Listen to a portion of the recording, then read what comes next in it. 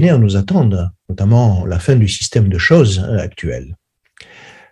Mais craignons-nous d'avoir une foi trop faible pour pouvoir faire face à ces événements très forts que nous attendons?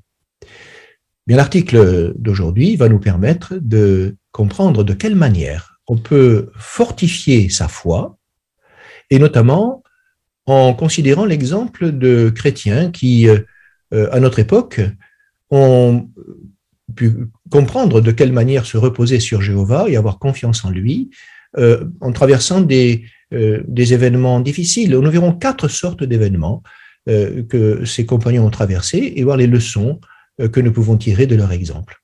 Alors le thème « Ta foi sera-t-elle assez forte ?» Le texte clé, c'est « Que votre cœur ne soit pas anxieux, exercez la foi ». Et donc vous allez pouvoir, grâce à vos commentaires, eh bien, mettre en valeur toutes ces idées très utiles pour notre fidélité chrétienne. Notre lecteur aujourd'hui, c'est notre frère Anthony Véron, et si tu veux lire le premier paragraphe. Es-tu parfois inquiet en pensant aux événements qui nous attendent? La destruction de la fausse religion, l'attaque de Gog de Magog et la guerre d'Armageddon? Te demandes-tu parfois, vais-je réussir à rester fidèle quand ces événements terrifiants se produiront?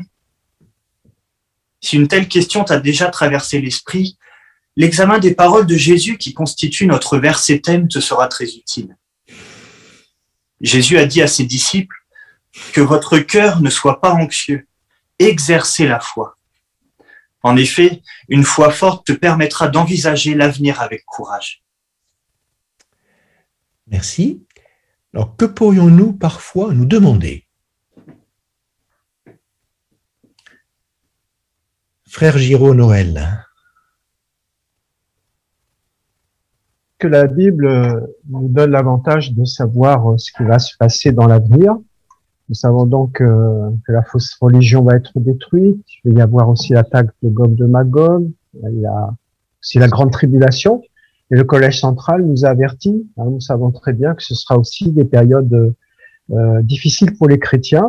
Donc la question naturelle qui vient à l'esprit, c'est de se poser cette question: est-ce que je serai capable de supporter ces épreuves, cette persécution, comme déjà certains frères la poursuivent? Et nous avons la réponse dans dans Jean chapitre 14 verset 1, qui montre que on peut combattre l'anxiété donc en exerçant la foi. Donc on comprend que c'est dès aujourd'hui que nous devons travailler sur la solidité de notre foi. Merci beaucoup. Passons au paragraphe 2.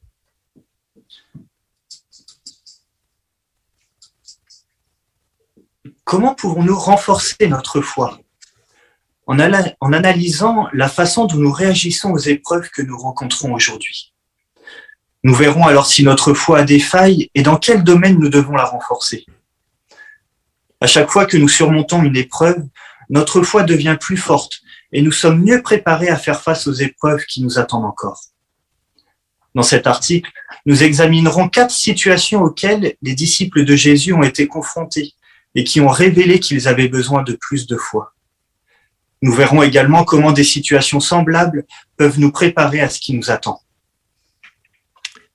Merci. Comment pouvons-nous renforcer notre foi?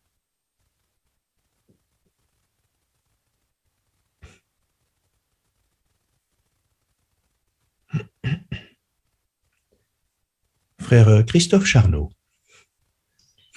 Eh bien, comme on le voit ici, le Collège central aborde le sujet d'une manière très positive, puisqu'il nous encourage à considérer les situations difficiles, les épreuves que nous pouvons traverser dès aujourd'hui, et ensuite à nous analyser.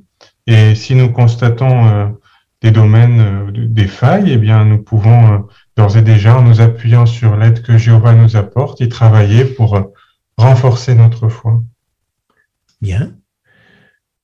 Sœur Borde, Cathy? Oui, dans le paragraphe, nous disent qu'à chaque épreuve qu'on surmonte, notre foi devient plus forte. et on est mieux préparé à faire face aux épreuves qui nous attendent encore, parce qu'on sait qu'il y en aura. Et cette foi devient plus forte, bon, on le verra dans le développement, mais si elle devient plus forte, c'est parce qu'on a su puiser, bien sûr Jéhovah était là, mais parce qu'on a su puiser dans toutes les provisions que Jéhovah met à notre disposition pour être plus fort et pour pas se reposer sur nos propres forces. Voilà, une idée très importante de cette étude. Alors, qu'examinerons-nous dans cet article?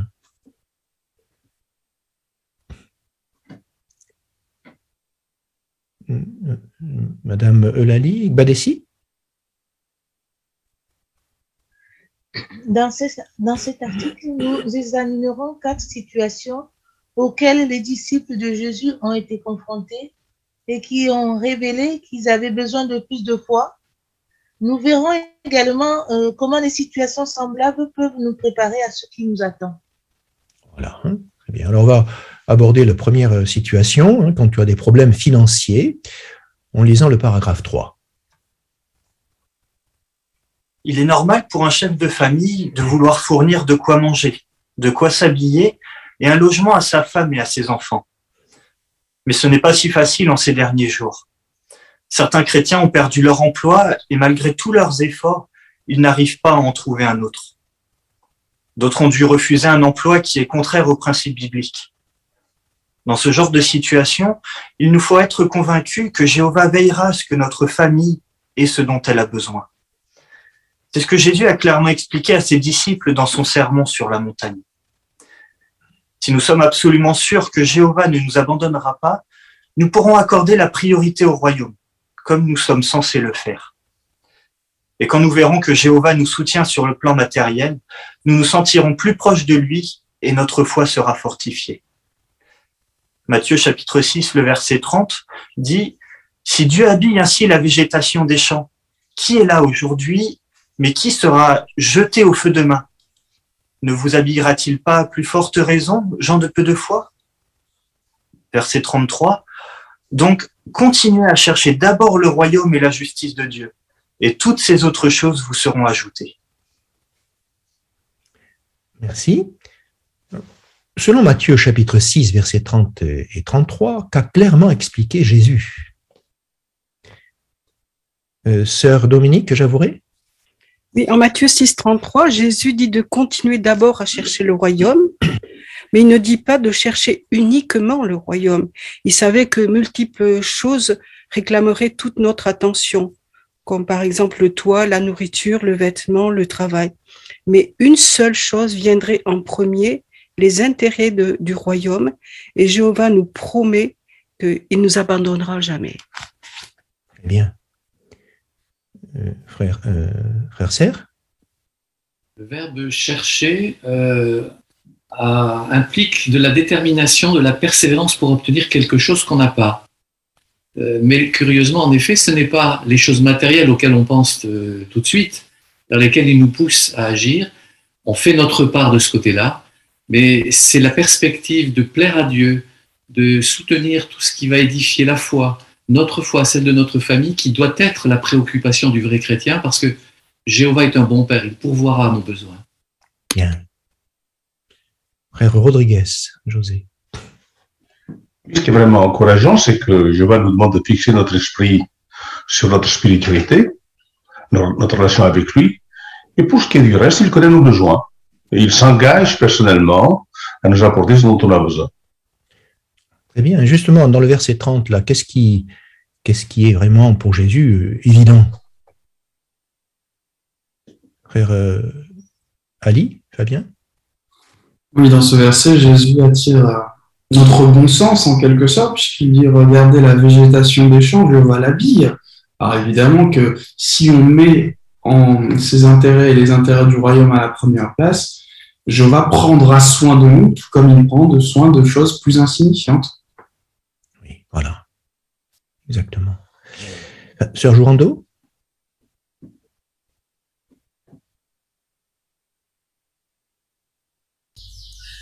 Oui, pour poursuivre l'idée de Fabien, au verset 33, donc il dit de continuer de chercher non pas seulement le royaume, mais aussi la justice de Dieu. Or, Jéhovah a donné une responsabilité au chef de famille de subvenir aux besoins de sa maisonnée, de leur maisonnée.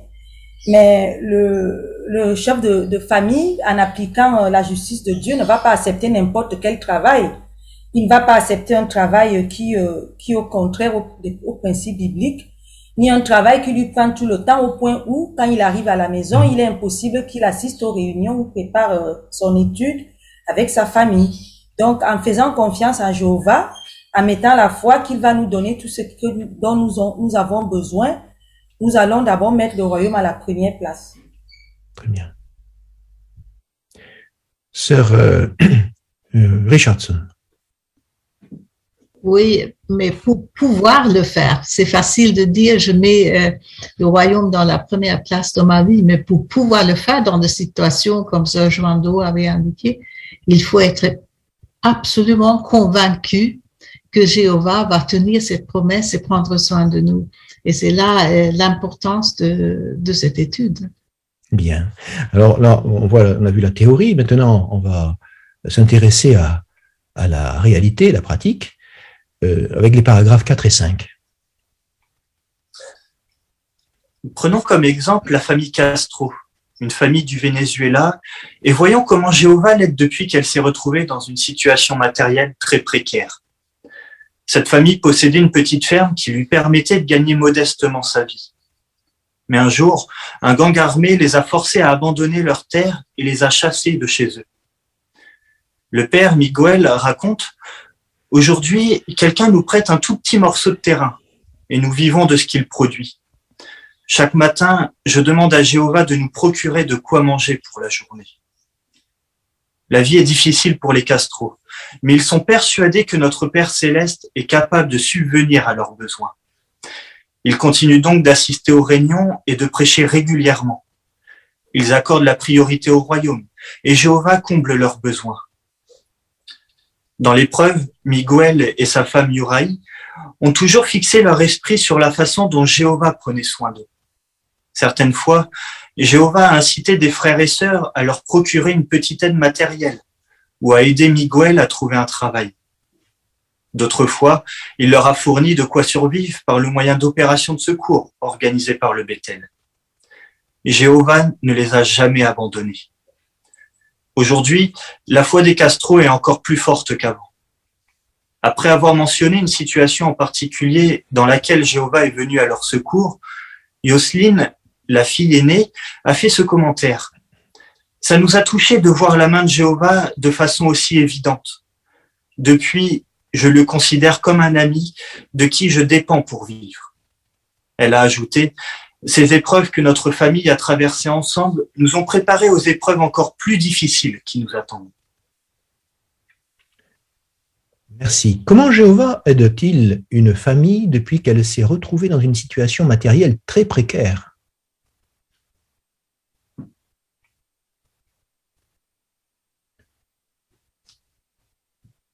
Alors, qu'a subi cette famille? Famille Giuliano? Oui, ça a été compliqué pour eux. On sait que la situation dans le pays est pas toujours facile. Donc, ils ont été chassés de leur terre. Donc, c'était leur moyen de subsistance parce qu'ils étaient apparemment agriculteurs. Et mais on peut dire que les Castro sont restés fidèles parce qu'ils ont continué à assister aux réunions, à prêcher régulièrement. Et comme ils ont accordé la priorité au royaume, Jéhovah a comblé leurs besoins. Bien. Sœur Zali, Rebecca. Et puis ce qui est intéressant dans leur cas, c'est que on les a aidés à la fois concrètement, puisque dans le paragraphe 5, on nous dit qu'on leur a accordé une petite aide matérielle, mais aussi ils ont pu bénéficier de tout ce qui était fourni par l'organisation, par le Bethel. Mais on leur a aussi donné de quoi s'en sortir par eux-mêmes, puisque le frère dit que on leur a prêté un morceau de terrain pour qu'ils puissent travailler dessus. Donc ils sont pas restés assis à attendre uniquement l'aide qui viendrait directement des frères et sœurs, mais ils ont travaillé aussi pour y arriver. Bien. Frère Tavenas? Également, ce qui est remarquable chez cette famille, c'est que ne se lamentent pas sur ce qu'ils ont perdu, mais se réjouissent déjà de ce qu'ils ont et qu'ils sont certains que ce qui leur est donné vient vraiment de Jéhovah. Et d'ailleurs, notamment, cette épreuve renforce la foi de Yostine, leur fille, par ses paroles qui dit qu'elle voit la main de Jéhovah et les gestes d'amour de ses frères et sœurs, ça la rapproche de lui. Très bien.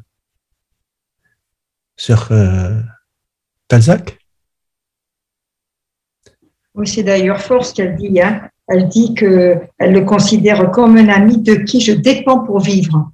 Donc, c'est vraiment très, très fort en elle. Et ça m'a fait penser aussi à l'exemple qu'un frère avait donné par rapport aux oiseaux. Le matin, quand ils se réveillent, ils se demandent pas est-ce qu'ils vont trouver la nourriture et est-ce qu'ils vont trouver un nid pour se reposer. Eh bien non, ils en sont persuadés. Donc, nous, on n'est pas des oiseaux, mais nous, on est persuadés que Jéhovah, eh bien, nous pourvoira nos besoins quotidiens.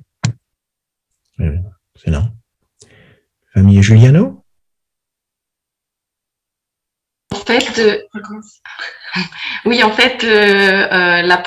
Le degré de confiance qu'ils avaient dans la promesse que Jésus a faite, bien en fait, a indiqué aussi la profondeur de leur amour pour Jéhovah. Parce que l'amour et la confiance, en fait, c'est quelque chose d'indissociable. On peut pas aimer vraiment une personne en qui on n'a pas confiance. Donc, la confiance qu'ils ont placée à Jéhovah a vraiment montré l'amour qu'ils avaient pour lui. Voilà, merci Karine. Voilà. Sœur Tavna. Comme le montre la photo, la double photo, où on voit donc cette famille en train de prier. Certainement qu'ils demandent chaque jour donc d'avoir le pain quotidien, si on peut dire, mais certainement aussi qu'ils remercient Jéhovah de pourvoir leurs besoins, même s'il y a peu. Mais ils démontrent leur foi dans la photo de droite, en continuant à servir Jéhovah. Donc là, il est question de la prédication. Donc confiant que Jéhovah pourvoira leurs besoins, et ils montrent aussi leur reconnaissance pour l'amour de Jéhovah qui pourvoit à leurs besoins et leur désir de lui plaire. Oui, exactement. Très bien. Alors, poursuivons maintenant avec le paragraphe 6. As-tu des problèmes financiers en ce moment? Si oui, tu peux mettre à profit cette période difficile pour fortifier ta foi. Comment t'y prendre? Prie Jéhovah. Lis Matthieu chapitre 6, les versets 25 à 34 et médite sur ces paroles de Jésus. L'exemple d'autres chrétiens peut également être utile, car il montre que Jéhovah prend soin de ceux qui continuent de le servir fidèlement malgré leurs épreuves.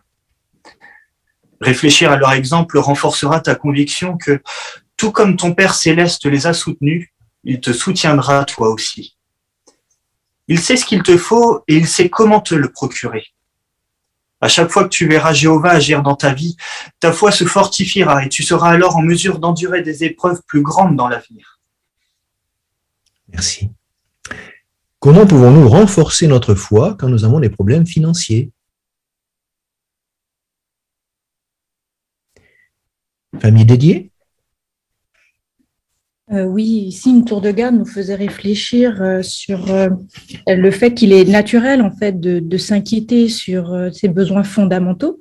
Mais là où est le piège, et c'est contre cela que Jésus nous met en garde, c'est lorsqu'elles viennent empiéter sur nos activités spirituelles, elles nous distraient. Et le meilleur moyen, en fait, de rester concentré, comme le dit le verset de Corinthiens, Paul nous exhorte à être inébranlable, par exemple, ce qui peut vouloir dire qu'il ne se laisse pas détacher de ses amarres. Ici, on nous donne un bon moyen de le faire, c'est de réfléchir aux exemples de nos frères et sœurs, de voir à quel point Jéhovah a agi dans leur vie pour renforcer notre foi que pour nous aussi, Jéhovah saura prendre soin de nous et cela nous stabilisera dans notre mode de vie chrétien. Excellent. Famille Patouilla. J'aime beaucoup aussi le passage de Habakkuk, chapitre 3, les versets 17 et 18, où Habakkuk dit que même s'il n'a rien, si rien ne se produit, il n'a rien sur le plan matériel, il exultera en Jéhovah, il trouvera sa joie dans le Dieu qui le sauve. Donc ce qui est intéressant, c'est son état d'esprit, il se fixe vraiment constamment sur Jéhovah et sur le soutien que Jéhovah peut lui apporter. D'ailleurs, il y avait une note, enfin un point marquant par rapport à ce passage où il est dit « Même si nous subissons des épreuves avant et pendant Armageddon, nous pouvons être sûrs que Jéhovah nous fournira de l'énergie vitale dans la mesure où nous continuons à le servir avec joie. » Donc on peut vraiment être sûr que Jéhovah nous fournit l'énergie qu'il nous faut au moment voulu pour les épreuves qu'on a au fur et à mesure. Très bien. Frère Serre ou sœur Serre, pardon. Et comme le dit la tour de garde, j'aime beaucoup cette phrase. Jéhovah sait ce qu'il me faut et il sait comment me le procurer. Donc si j'ai cette conviction, cette certitude, ma foi ne peut que grandir. Voilà, très bien. Maintenant, deuxième situation, quand tu subis une grande tempête. Alors, on va voir dans deux sens différents avec le paragraphe 7. Un jour que Jésus et ses disciples étaient en mer, une grande tempête s'est levée. Jésus a profité de l'occasion pour expliquer à ses disciples qu'ils avaient besoin d'une foi plus grande. Tandis que la tempête faisait rage et que les vagues recouvraient le bateau, Jésus dormait tranquillement. Terrifiés, les disciples l'ont réveillé pour lui demander de les sauver, mais il les a gentiment repris. « Pourquoi avez-vous si peur, homme de peu de foi ?» leur a-t-il dit.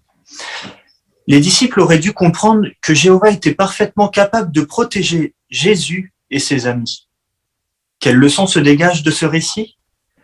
Une foi forte nous permettra d'affronter n'importe quelle grande tempête, qu'elle soit littérale ou symbolique. Matthieu chapitre 8, les versets 23 à 26. Puis Jésus monta dans un bateau et ses disciples le suivirent. Mais voyez, il y eut une grande tempête sur la mer, si bien que les vagues recouvraient le bateau. Jésus lui dormait. Ils le réveillèrent en disant « Seigneur, sauve-nous, nous allons mourir !» Mais il leur demanda « Pourquoi avez-vous si peur, homme de peu de foi ?»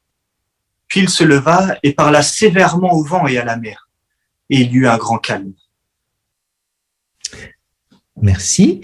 Comment la grande tempête mentionnée dans Matthieu chapitre 8, versets 23 à 26, a-t-elle mis la foi des disciples à l'épreuve?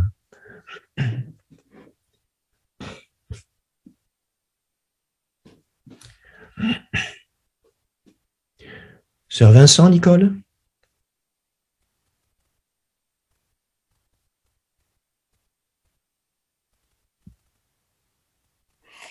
Pardon. Les disciples ils ont montré à plusieurs reprises qu'ils avaient des doutes, qu'ils avaient des inquiétudes, et on le comprend parce que ils n'étaient que des simples hommes. Mais ils ont compris, avec ce que Jésus leur a montré ici, que comme Jésus avait de la valeur aux yeux de Jéhovah, il n'était pas question qu'il détruise son fils et ses compagnons qui étaient sur le bateau avec lui. Donc, nous voyons que la foi est nécessaire. Il y a un autre épisode aussi où Jésus marche sur l'eau et Pierre prend le même chemin, mais au bout d'un moment, il réalise qu'il est en train de faire quelque chose d'humain et quelque chose qui, selon toute logique humaine, doit être n'est pas, dirons-nous, normal. Et donc, il se met à douter et il perd pied.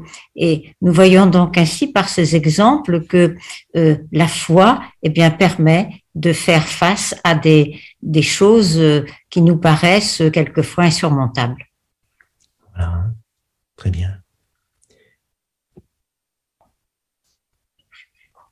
Sœur Le Gallet? Non, c'était Serre-sur-Ville. Voilà. Quand il nous dit qu'il y a une tempête qui se lève, il y a un bibliste qui nous dit que c'est pas une simple tempête, un simple coup de vent. Hein. C'est une tempête plutôt violente, presque un cyclone. Hein. Alors, on imagine les disciples qui sont quand même des pêcheurs aguerris. Hein. C'est pas la première fois qu'ils montent en bateau, la tempête, ils la connaissent. Et là, ça souffle tellement fort qu'ils en sont complètement retournés. Donc, on peut aussi imaginer les sentiments qu'ils avaient. Et nous, on peut aussi imaginer, face à de grandes difficultés, face à une tempête physique naturel, quelle réaction on pourrait avoir. Donc, et de se rappeler de comment Jésus les invite à réfléchir sur comment renforcer leur foi, ça peut aussi nous aider. Exactement. Et Jésus, lui, alors, quelle était son attitude devant cette tempête? C'est intéressant de souligner son attitude. Frère Rodriguez. Bien, c'est là effectivement qu'on note la différence entre celui qui a foi et celui qui ne l'a pas, la foi profonde comme Jésus, parce qu'il était tranquille, il dormait, il se laissait porter, il était dans le même danger que les disciples, mais il n'a pas eu la même vision. Il a eu la vision de se dire, bah, mon Père va nous sauver, il est là pour cela, il va nous donner l'occasion de nous en sortir. Donc, lui, il s'en remettait à Jéhovah. Exactement, très bien. On va passer au paragraphe 8 et 9. Voyons comment Annelle, une sœur célibataire de Porto Rico, est sortie d'une épreuve terrible avec une foi plus forte. La grande tempête qu'elle a subie était littérale. Son épreuve a commencé en 2017, quand l'ouragan Maria a détruit sa maison. Suite à cette catastrophe, elle a aussi perdu son travail. Durant toute cette période, je me suis senti très angoissé, confie Annelle. Mais j'ai beaucoup prié Jéhovah. J'ai ainsi appris à lui faire confiance et à ne pas me laisser paralyser par l'inquiétude. Il y a autre chose qui a aidé Annelle à retrouver son équilibre, l'obéissance. Elle explique, suivre les instructions de l'organisation de Jéhovah m'a permis de garder mon calme. J'ai aussi vu Jéhovah prendre soin de moi. Il a utilisé mes frères et sœurs pour m'apporter des encouragements spirituels et un soutien matériel. Elle ajoute, Jéhovah m'a donné bien plus que ce que j'aurais jamais osé demander, et ça a rendu ma foi beaucoup plus solide. Merci. Comment la foi d'Annelle a-t-elle été mise à l'épreuve et comment Annelle a-t-elle retrouvé son équilibre? Sœur Michel Arénias. Oui, Annelle est de Porto Rico, célibataire. Donc, elle a dû affronter toute seule l'ouragan chez elle, l'ouragan Maria, en 2017, qui a détruit sa maison. Elle a perdu son travail. Bon, elle était bien sûr, évidemment, très angoissée. Mais deux choses l'ont aidée. Elle a prié énormément Jéhovah. Elle a appris à lui faire confiance. Et l'inquiétude l'a quitté un petit peu. Et elle a fait confiance aussi, elle a obéi. Elle a obéi dans cette situation, l'obéissance aux instructions de Jéhovah. Très bien. Sœur Balza?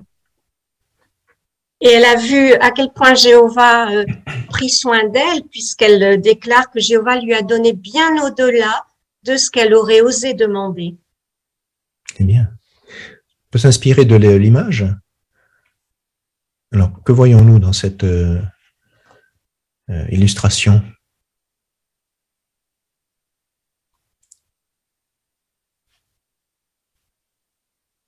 Frère Serre? Photo de gauche, un couple visiblement perturbé par ce qu'ils viennent de vivre, certainement un typhon, un événement assez conséquent, mais ils s'appuient sur Jéhovah, ils ont leur sac de survie avec eux, ils ont écouté les instructions donc, et là, à droite, on voit aussi les dispositions prises par l'organisation de Jéhovah qui réagit très vite sur les lieux de catastrophe, et qui bénéficient du réconfort, du soutien pratique. Leur foi n'a pas été vaine, évidemment, ils ont été récompensés. Bien, excellent. Paragraphe 10. Affrontes-tu une grande tempête en ce moment? Peut-être que la région où tu habites a été frappée par une catastrophe naturelle. Ou peut-être que tu subis une tempête symbolique, comme un grave problème de santé. Tu peux alors te sentir complètement submergé et ne pas savoir quoi faire. Mais ne laisse pas l'inquiétude miner ta confiance en Jéhovah. Rapproche-toi de lui en le priant de tout ton cœur et fortifie ta foi en repensant souvent à toutes les occasions où Jéhovah t'a soutenu dans le passé. Tu peux être sûr qu'il ne t'abandonnera jamais, ni aujourd'hui, ni demain. Merci. Que pouvons-nous faire si nous affrontons une grande tempête en ce moment? Sœur Ben Daouda. Oui, selon Psaume chapitre 77, verset 11, il dit « Je me souviendrai des œuvres de Jéhovah, je me souviendrai de tes actes prodigieux d'autrefois. » Donc on voit que ce psaume nous encourage à nous rapprocher de Jéhovah en le priant de tout notre cœur et fortifier notre foi en repensant souvent à toutes les occasions où Jéhovah nous a soutenus par le passé et nous pouvons être convaincus que Jéhovah ne nous abandonnera jamais, ni aujourd'hui, ni demain. Très bien. Famille Patouya? Oui, au verset 12 du psaume 77, il y a une note qui nous amène à psaume 143, le verset 5, qui dit « Je me souviens des jours d'autrefois, je médite sur toute ton action et je réfléchis intensément aux œuvres de tes mains. » Donc c'est vraiment quelque chose qu'on doit faire, on doit se poser régulièrement, souvent, penser à ce que Jéhovah fait pour nous et a toujours fait pour nous depuis longtemps, et forcément quand on aura de nouvelles épreuves, eh bien on va beaucoup plus facilement les traverser. Bien. Famille Javouré? Oui, cela nous rappelle ce que nous avons lu tout à l'heure dans l'Évangile de Matthieu, où Jésus dit « Observez ceci, regardez cela ». Donc c'est quand on repense, quand on observe, quand on se rappelle des occasions où Jéhovah nous a aidés ou en a aidé d'autres. C'est en observant cela que l'on a la foi nécessaire. Bien. Lisons le paragraphe 11. Comme Annelle l'a fait remarquer, l'obéissance t'aidera elle aussi à endurer. Alors apprends à faire confiance à ceux en qui Jéhovah et Jésus ont confiance. Il peut arriver que ceux qui nous dirigent nous donnent des instructions qui ne nous semblent pas logiques. Mais Jéhovah bénit l'obéissance. La Bible nous apprend même que l'obéissance sauve des vies. Et les serviteurs de Dieu qui en ont fait l'expérience peuvent le confirmer. Médite sur leur exemple. Cela renforcera ta détermination à obéir aux instructions que nous donne l'organisation de Jéhovah aujourd'hui et à celles qu'elle nous donnera dans l'avenir. Tu n'auras alors aucune raison de craindre la grande tempête qui nous attend. Merci. Pourquoi devons-nous être déterminés à obéir à ceux qui nous dirigent? Sœur Clave Roberta. Parce que Jéhovah bénit l'obéissance. L'un des moyens qu'il utilise aujourd'hui pour nous aider est l'esclave fidèle avisé et les anciens. Donc si on suit leurs instructions, même quand elles peuvent nous paraître illogiques, c'est comme si on dit à Jéhovah, je t'ai compris, je te fais confiance les yeux fermés et je t'écoute. Et d'ailleurs, on a toujours vu que toutes les décisions prises par ceux qui nous dirigent sont toujours bénies par Jéhovah et donnent toujours de bons résultats. Bien. Sœur Nzali? Et puis, il y a de beaux exemples dans la Bible. En 2 Chroniques 20, il est question du moment où Jazaïel dit à Josaphat qu'il ne devrait pas aller combattre. Ça aurait pu leur paraître surprenant et au final, ils décident d'écouter. Et quand on voit le lendemain, ils n'ont pas été à la guerre. Ils sont restés à chanter des chants de louange pour Jéhovah. Et au final, les Moabites, les Ammonites se sont entretués et eux ont été sauvés. Et Jéhovah les a vraiment bénis puisqu'ils n'ont eu qu'à récupérer après tout le butin. Donc c'est la preuve que même si parfois les décisions peuvent nous surprendre, mais il faut juste laisser dans les mains de Jéhovah. Voilà. Frère Richardson. Et si on imagine qu'on était un de ces chanteurs du temple et Josaphat nous demande de se mettre en tête pour le cortège pour sortir et faire face à l'ennemi, ça demandait beaucoup de foi et d'obéissance. Mais on peut imaginer comment leur foi a été renforcée par la suite grâce à ça. Oui, très bien. Sœur Lamanière, Manon. Oui, j'aime bien la phrase du paragraphe qui dit « Il peut arriver que ceux qui nous dirigent nous donnent des instructions qui ne nous semblent pas logiques ». Mais c'est là que ça va être important parce que quel mérite on a à obéir à des instructions avec lesquelles on est d'accord ou qui ne nous demandent pas spécialement d'efforts. Mais lorsqu'on va nous donner des instructions où on se dit je sais pas, moi j'aurais pas fait ça, et bien notre réaction va vraiment nous aider à nous analyser. Est-ce qu'on fonce tête baissée en disant ok, Jéhovah a les choses en main, je sais pas pourquoi, mais j'y vais, je lui fais confiance, ou est-ce qu'on va se trouver des excuses pour ne pas suivre les instructions? Sachant que la grande tribulation approche, c'est vraiment des questions à se poser maintenant et à rectifier notre réaction pour l'avenir. Tout à fait. Sœur Borde, Cathy? Oui, on a aussi l'exemple des Israélites lorsqu'ils erraient dans le désert, enfin lorsqu'ils ont quitté l'Égypte plutôt. Donc Jéhovah les a dirigés petit à petit. Puis à un moment donné, Jéhovah dit à Moïse au verset 2 là, du Exode 14, dit aux Israélites qu'ils rebroussent chemin et campent devant Pi-Hahiroth. Plus loin, il dit comme ça, Pharaon va dire ils errent en pleine confusion. Donc Pharaon va les prendre pour des pauvres faibles, quoi, pour pas dire autre chose. Et du coup, les Israélites, c'est vrai, ils étaient partis dans un sens. Ils auraient pu se dire, oh là là, il faut rebrousser chemin. Non, mais personnellement, même, je me serais peut-être dit, oh là là, ça va être encore plus fatigant, ou je ne sais pas. Enfin, mais en tout cas, ils ont obéi parce que ça venait de Jéhovah et c'est Moïse qui leur avait transmis. Donc, c'était le canal de l'époque. On peut dire l'esclave fidèle et avisé de l'époque. Aujourd'hui, depuis toujours, Jéhovah a toujours eu un canal. Donc, de la même manière, on a confiance et on sait que sur le plan de Jéhovah, c'est toujours une stratégie qui va arriver à un but positif pour son peuple et pour son nom. Merci. Maintenant, une autre situation. Quand tu subis des traitements injustes, avec le paragraphe 12. Jésus savait que ses disciples seraient traités injustement et que cela mettrait leur foi à l'épreuve.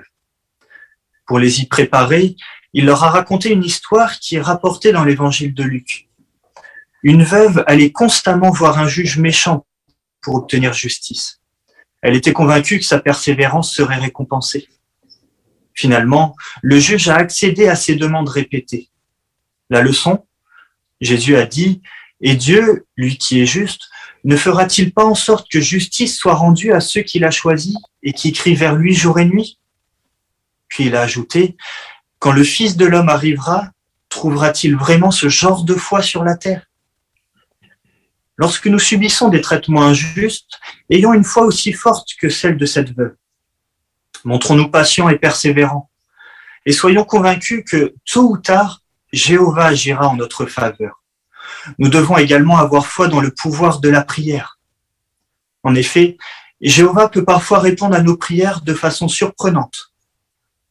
Lisons Luc chapitre 18, les versets 1 à 8. Puis Jésus leur donna un exemple montrant qu'ils devaient toujours prier et ne pas renoncer. Il dit, « Dans une ville, il y avait un juge qui ne craignait pas Dieu et qui ne respectait personne. Dans cette ville, il y avait aussi une veuve qui allait sans cesse le voir pour lui dire « Fais en sorte que j'obtienne justice contre celui qui est en procès avec moi. » Pendant un certain temps, il a refusé. Cependant, par la suite, il s'est dit « Je ne crains pas Dieu et je ne respecte personne, mais parce que cette veuve n'arrête pas de me harceler, je vais faire en sorte qu'elle obtienne justice. Sinon, elle continuera de venir et m'épuisera à force de réclamer. » Alors le Seigneur lui dit, « Notez bien ce que ce juge a dit alors qu'il était injuste. Et Dieu ne fera-t-il pas en sorte que justice soit rendue à ceux qu'il a choisis et qui crient vers lui jour et nuit tout en étant patient avec eux?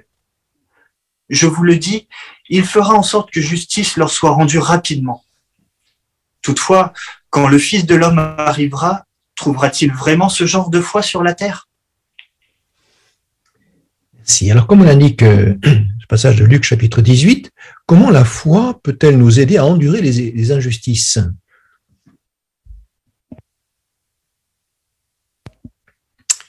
Frère Charnot.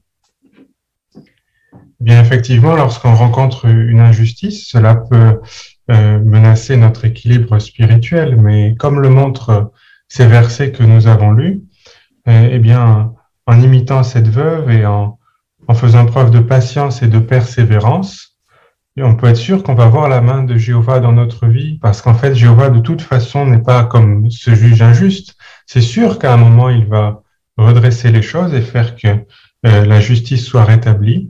Et cette conviction va nous aider à garder une foi solide. Bien. Frère Ali? D'ailleurs, la note à propos du verset, je crois que c'est le verset 5, dit que dans la langue originale, le juge il prête attention à la veuve pour qu'elle ne vienne pas le frapper sous l'œil, figurativement parlant, c'est-à-dire nuire à sa réputation. Et lorsqu'on applique ça par rapport à Jéhovah, c'est-à-dire que Jéhovah a envie de se montrer un Dieu fort pour ceux qui crient vers lui jour et nuit, et donc sans nul doute qu'avec notre persévérance et avec notre confiance en lui, notre foi en lui, Jéhovah ne manquera pas d'agir tôt ou tard pour nous. Bien. Frère Serre? Le contraste entre un juge injuste qui finit par céder à des suppliques d'une veuve met en relief la réaction naturelle d'un père aimant comme Jéhovah qui se laisse toucher et qui va fondre devant des prières persistantes. L'image, les photos que l'on a montrent une chrétienne apprend un drame familial, son mari peut être dans une situation apparemment sans issue, mais ses prières ferventes vont lui donner tout le nécessaire, peut-être déjà le courage, mais aussi peut-être aussi des solutions clés à un moment donné pour que son mari retrouve la santé. Exactement. Paragraphe 13.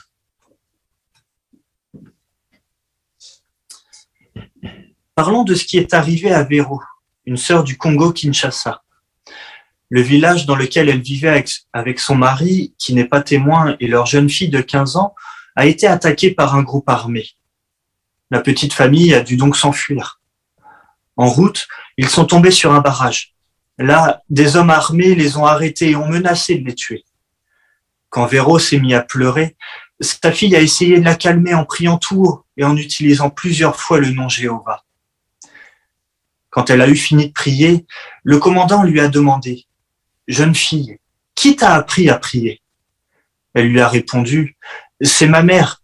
Elle a utilisé le modèle de prière qui se trouve en Matthieu chapitre 6, les versets 9 à 13. » Le commandant lui a alors dit « Jeune fille, va en paix, toi et tes parents, et que Jéhovah votre Dieu vous protège. » Merci. Alors, quel effet une prière prononcée par une jeune fille a-t-elle eu?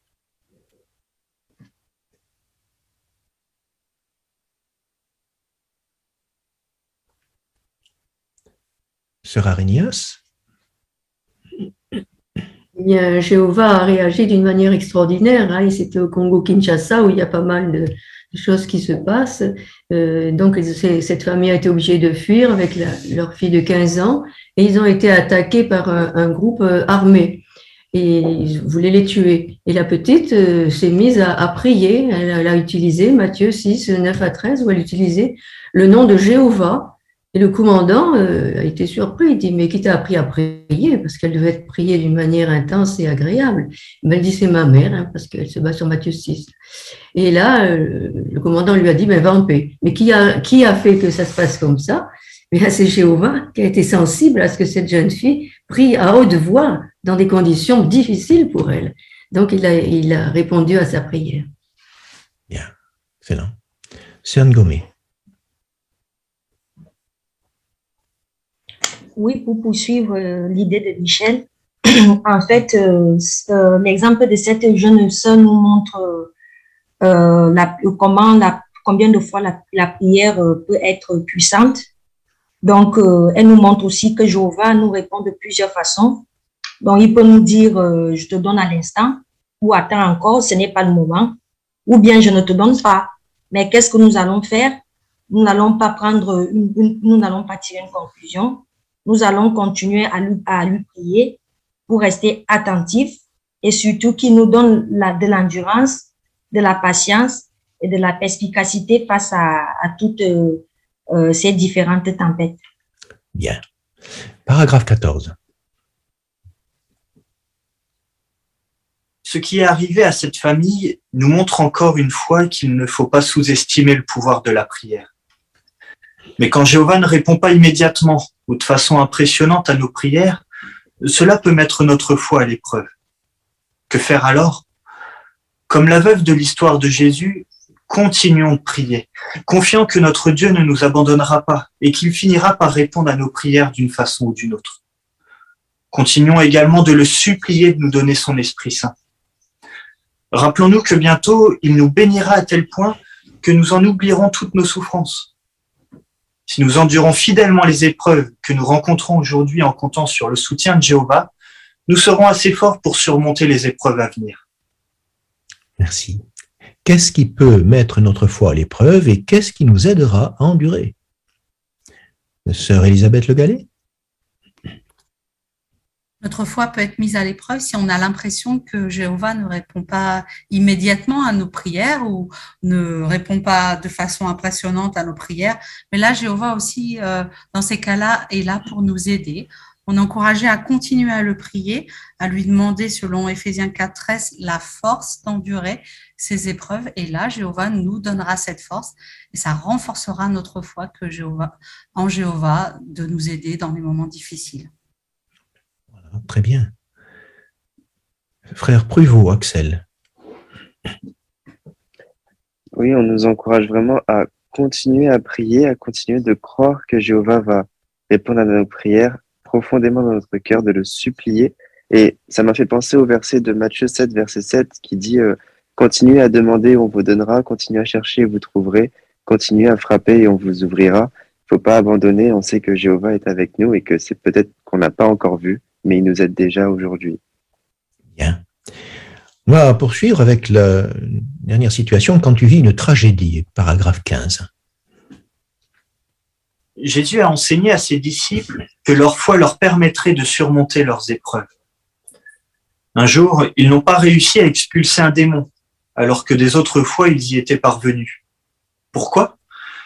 Jésus leur a expliqué qu'ils n'avaient pas eu assez de foi. Il leur a ensuite dit que si leur foi était assez forte, ils pourraient affronter des épreuves aussi grandes que des montagnes.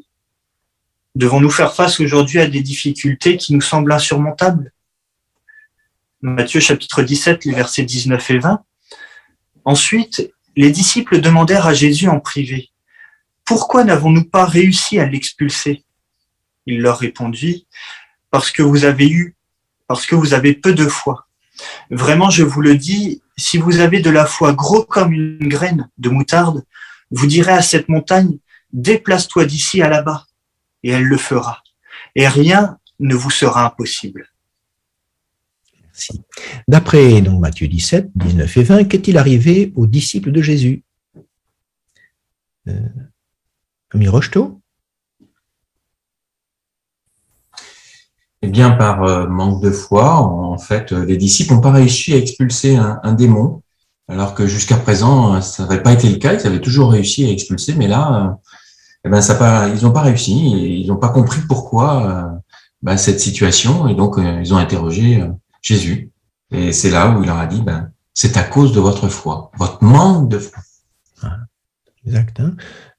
Sœur Jean-Vion, Mylène. Oui, certains démons sont particulièrement puissants. Et pour en fait expulser ce démon particulièrement fort, il leur fallait une foi forte et puis Jéhovah de leur en donner le pouvoir. Très bien. Sœur Serre? Jésus leur précise qu'en fait le problème c'était leur peu de foi. C'est pas qu'ils n'avaient pas la foi, mais pas suffisamment forte. Et s'ils avaient une foi forte, comme il le dit en conclusion, rien ne vous sera impossible. Oui, très bien. Alors voyons le cas d'une famille du Guatemala avec le paragraphe 16. Parlons de Guédi, une sœur du Guatemala. Son mari, Eddie, a été assassiné sous ses yeux alors qu'il rentrait chez eux après une réunion. Comment la foi de Guédi l'a-t-elle aidé à surmonter son immense chagrin? Elle répond, « Je jette mon fardeau sur Jéhovah dans la prière, et ça m'apaise. Je vois Jéhovah prendre soin de moi par l'intermédiaire de ma famille et des frères et sœurs de mon assemblée. Rester bien occupé au service de Jéhovah soulage ma douleur. Ça me permet de vivre un jour à la fois, sans trop m'inquiéter du lendemain. Cette tragédie m'a appris que si demain je rencontre une autre épreuve, je serai capable de l'endurer avec l'aide de Jéhovah, de son Fils et de son organisation. » Merci. Comment la foi de Guédi l'a-t-elle aidé à survivre à une tragédie? Frère Ronzeau. Et sa foi lui a permis de comprendre que Jéhovah allait être son soutien le plus puissant Elle le dit, j'ai donc jeté mon fardeau sur Jéhovah dans la prière. Et le résultat, c'est qu'elle s'est sentie apaisée et que Jéhovah a utilisé son organisation pour lui venir en aide. Bien. Sœur Javouré? Oui, cela me rappelle à propos de jeter son fardeau sur Jéhovah, une comparaison qui avait été citée dans un discours. Tu rentres du marché, tu es très très chargé, tu habites au 3e, mais tu as la possibilité de prendre l'ascenseur. Là, tu as toujours ta charge avec toi, mais ce n'est plus toi qui la portes. Et là, c'est pareil, on peut demander à Jéhovah de porter avec nous cette charge. C'est bien, hein? Frère Giraud. Cette sœur, c'est vraiment un drame hein, qu'elle a connu. Hein, son mari assassiné sous ses yeux. Hein, c'est quelque chose de terrible. Et elle dit, malgré tout, ça me permet aussi, donc la foi et le soutien qu'elle reçoit de la part de Jéhovah et de ses amis, les frères et sœurs, ça me permet de vivre un jour à la fois sans trop m'inquiéter du lendemain. Et cette tragédie m'a appris que si demain je rencontre une autre épreuve, je serai capable de l'endurer avec l'aide de Jéhovah, de son fils et de son organisation.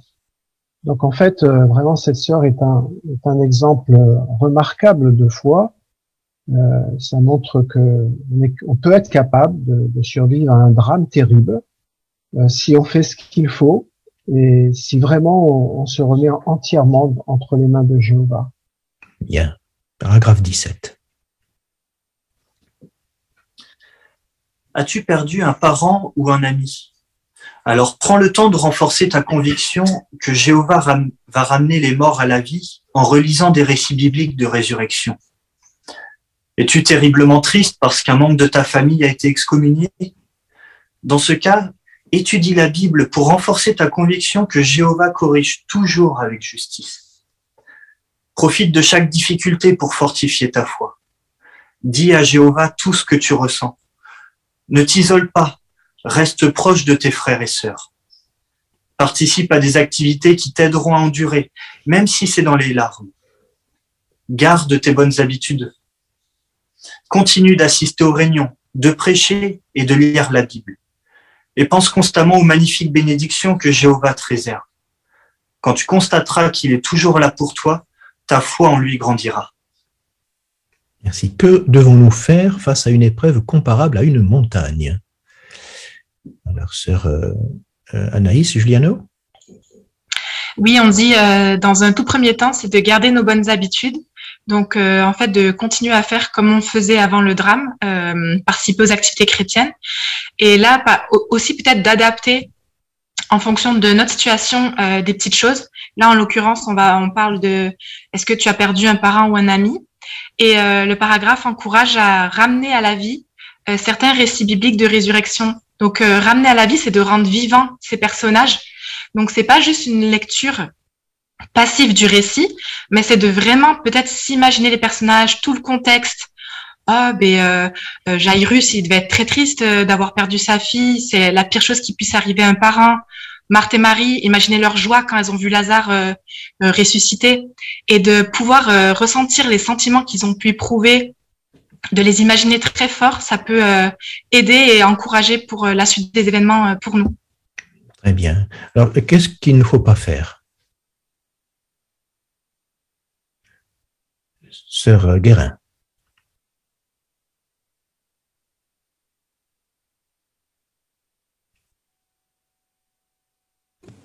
Disons que quand on perd un membre de notre famille, on a du chagrin, ce qui est tout à fait normal, mais disons que c'est le temps qui guérit les blessures, comme on dit.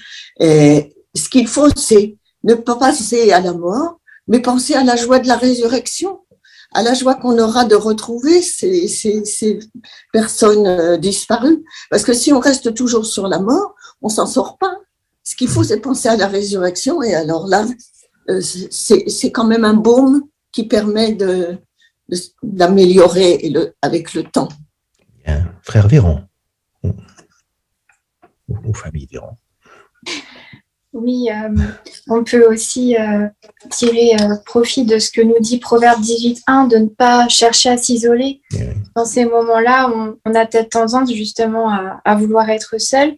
Mais comme le montrent les exemples précédents, c'est en cherchant la compagnie de nos frères et sœurs que nos frères et sœurs ont réussi à surmonter leur chagrin, qu'ils ont pu recevoir de l'aide.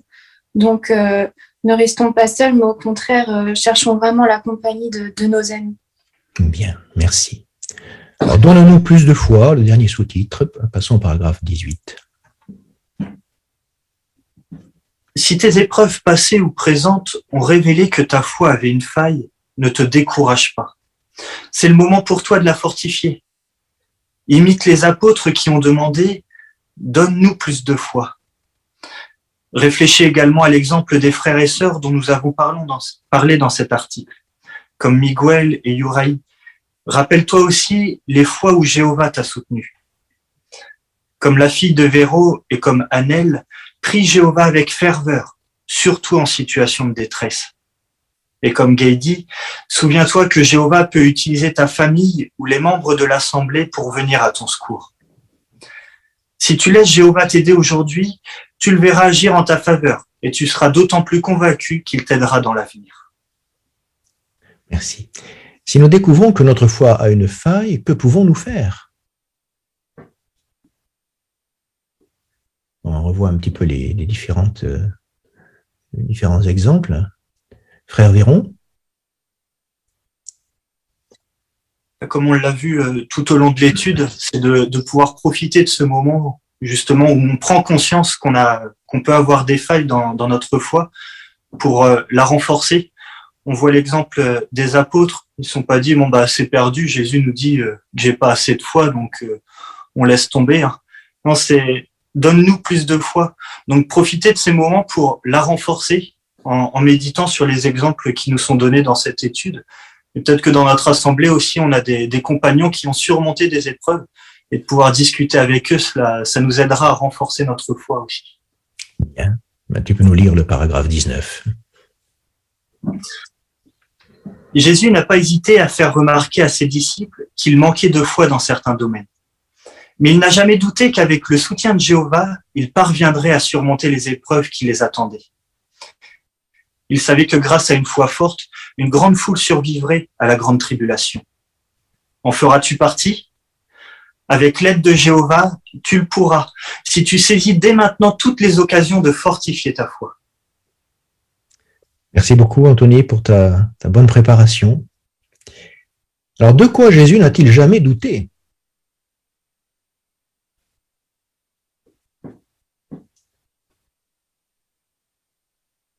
Alors, Sœur Jondo? Oui, déjà, Jésus n'a pas hésité à faire remarquer aux disciples qu'il manquait de foi, mais il n'a pas douté qu'avec le soutien de Jéhovah, ils vont surmonter les épreuves. Le texte de Jean 16:33 dit ici que dans le monde, vous aurez des épreuves. Or, Jésus savait que les épreuves affinent, les épreuves rendent fort. Donc, avec ces épreuves-là, ses disciples et l'aide de Jéhovah, ils vont rendre leur foi plus forte. Bien. Frère Rodriguez? Un texte qui m'a beaucoup aidé devant des épreuves, ça a été le texte de Jean chapitre 14, verset 1, quand Jésus dit que votre cœur ne soit pas anxieux. Exercez la foi en Dieu, exercez la foi en moi. En fait, ce qui arrive, c'est que devant une épreuve, on est anxieux. Il y a des problèmes. Et Jésus nous a dit, remettez-vous à mon Père, parlez-en avec lui. Et comptez sur moi, on t'aidera. Et donc, de cette manière-là, on a fermé notre foi. On se donne les moyens de pouvoir rester confiant. Très bien. De quoi pouvons-nous être certains?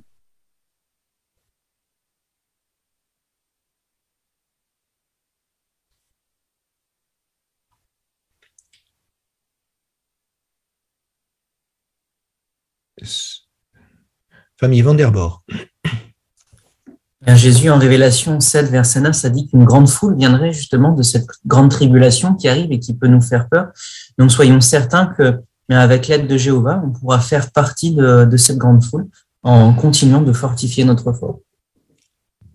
Excellent. Alors, on va voir maintenant les 3 questions de révision. Que répondrais-tu? Comment peux-tu te préparer aux épreuves qui nous attendent?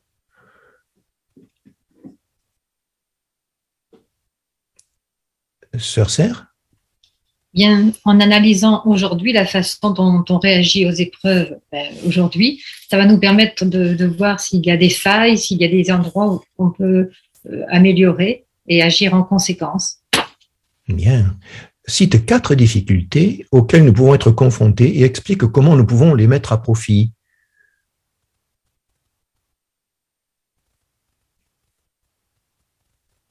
Quelles sont ces 4 situations qui ont été évoquées, Sœur Zali? On a vu la perte d'un être cher, les problèmes de santé, les problèmes financiers ou encore si on se retrouve face à une tempête, qu'elle soit littérale ou pas.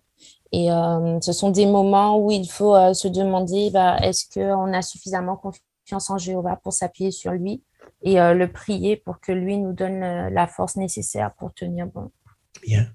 Pourquoi peux-tu être sûr que tu seras capable de rester fidèle?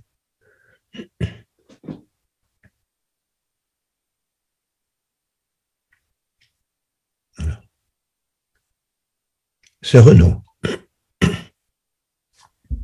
En étant certain que Jéhovah pourra nous aider, car on voit toutes les occasions qu'il a eues déjà pour nous aider, et aussi tout ce qu'on a vu, les frères et sœurs qui subissent et qui ont vu cette aide merveilleuse de Jéhovah. Bien, merci beaucoup pour votre excellente préparation et commentaires, nombreux d'ailleurs. Je n'ai pas pu interroger forcément tout le monde, mais ça montre que vous avez vraiment médité sur ces enseignements. Donc nous retenons une idée importante, c'est que notre foi peut être assez forte à condition que nous fassions le nécessaire pour la renforcer par tous les moyens que Jéhovah nous donne. Eh bien, nous allons pouvoir terminer avec le chant du cantique qui a été prévu. Il s'agit du cantique 118, « Donne-nous plus de foi ». Et c'est notre frère Barbesou Owen qui prononcera la prière.